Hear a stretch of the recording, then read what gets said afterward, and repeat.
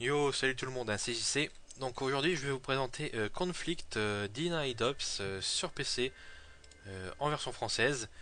C'est un FPS bien bourrin, il n'y a pas trop de technique ou de tactique.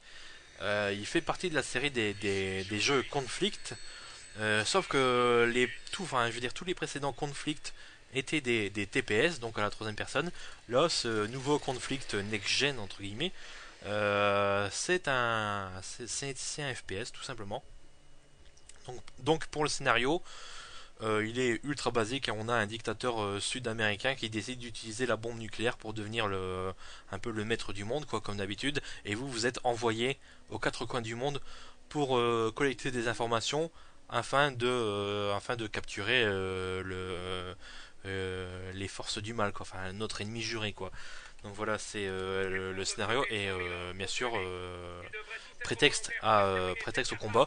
Donc graphiquement, vous voyez, c'est pas super terrible. J'ai tout mis à fond et c'est pas super terrible. Les personnages sont moyennement modélisés, ils ont pas de super bonne texture. Par contre, les niveaux sont assez grands, ils sont bien agencés, bien construits, bien texturés. Plusieurs fois dans les niveaux, enfin, je veux dire à plusieurs reprises dans le jeu, on aura la possibilité d'emprunter des chemins alternatifs qui nous permettra d'arriver à notre point, à notre objectif final. Donc là, vous voyez, graphiquement, ouais, je vous l'ai dit, c'est pas super terrible, malheureusement. Donc, euh, on a deux persos dans son équipe qu'on peut changer à n'importe quel moment. On a le groupe bourrin avec la sulfateuse et le sniper, qui est technique et silencieux. On a des missions principales et secondaires dans tous les niveaux.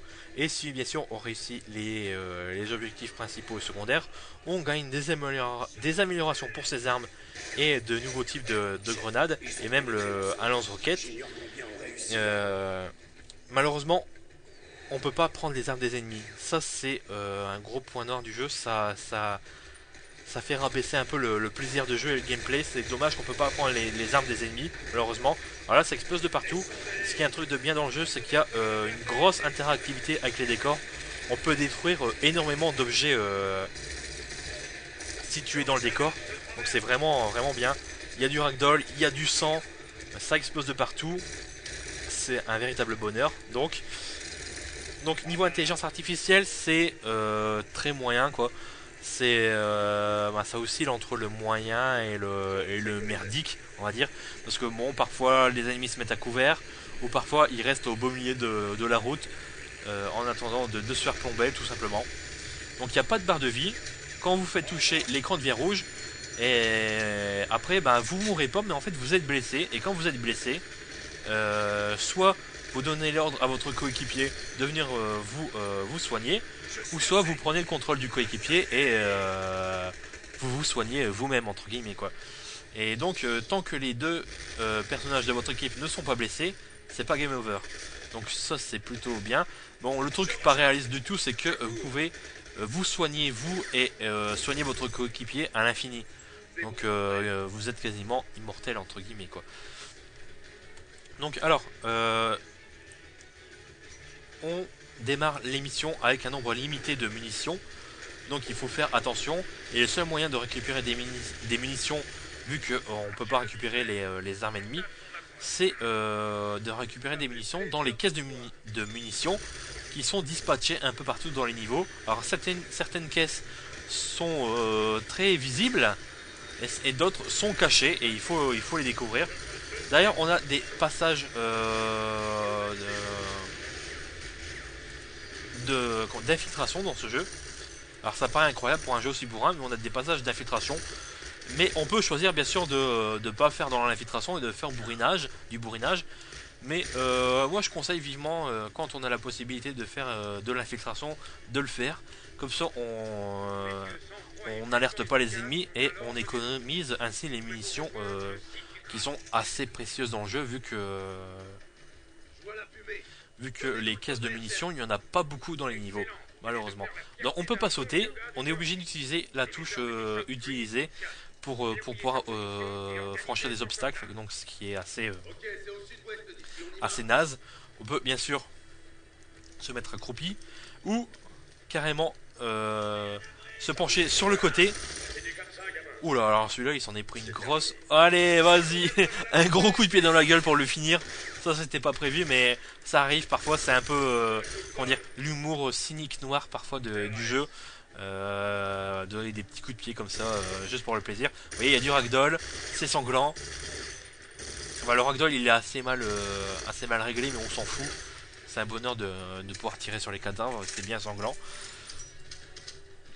Donc je vais avancer, on peut donner des ordres à son coéquipier, soit on dit voilà, suis-moi en position, soit on lui dit d'aller à un endroit donné, ou alors de faire un tir de couverture dans la direction donnée, où on peut lui dire de hacker un ordinateur, de placer du C4 ou d'ouvrir une porte, ou bien de tirer sur un ennemi. Si vous ciblez un ennemi, votre coéquipier va tirer sur un ennemi que vous aurez ciblé, donc il n'y a pas de problème.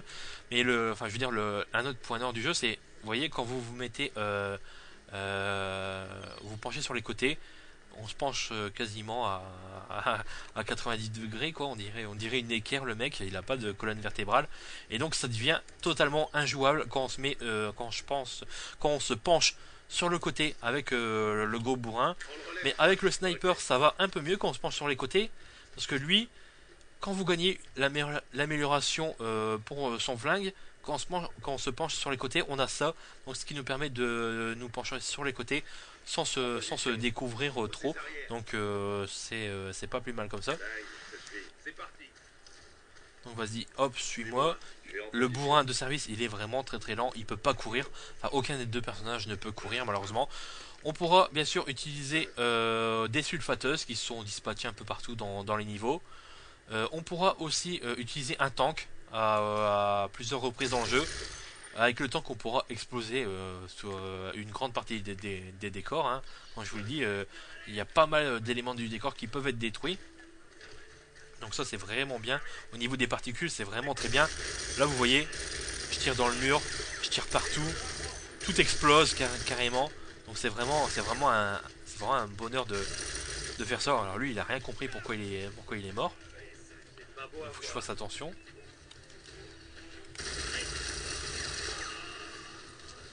Donc alors ça fait déjà quasiment 8 minutes qu'on est ensemble. Donc on va résumer un peu ce jeu. Là vous voyez, il y a une caisse de munitions qui était cachée. Donc par plusieurs reprises dans le jeu, vous aurez des caisses de munitions cachées comme ça. Donc pour ce jeu Conflict Denied Ops, c'est un jeu bourrin, mais vraiment bourrin, avec quelques passages de pseudo-infiltration. Le jeu est assez court, il faut environ une dizaine d'heures pour le finir en niveau normal. Sachant qu'il y a la difficulté facile, normale, difficile et expert. Il y a un mode coopératif sur internet qui relance l'intérêt du jeu, heureusement. Et c'est un jeu bourrin. Si vous recherchez vraiment un jeu bourrin sans réfléchir du tout, et que vous voulez en avoir un peu plein les mirettes avec des explosions de partout, ben ce jeu est fait pour vous. Il est sorti aussi sur Xbox 360, mais bien sûr sur PC, grâce à la souris et au clavier, tirer devient beaucoup plus aisé, et le gameplay s'en ressent grandement, quoi. Donc c'est un jeu que je vous conseille si uniquement si vous recherchez un gros défouloir, et c'est tout, quoi. Faut pas rechercher un jeu, faut pas espérer une quelconque technique ou technicité de la part de ce jeu, quoi. Donc voilà, c'est tout ce que j'avais à dire sur ce jeu. C'est un jeu bien bourrin que moi j'ai bien aimé jouer et finir, quoi. Donc sur ce, moi je vous laisse et puis je vous dis à bientôt pour une prochaine vidéo.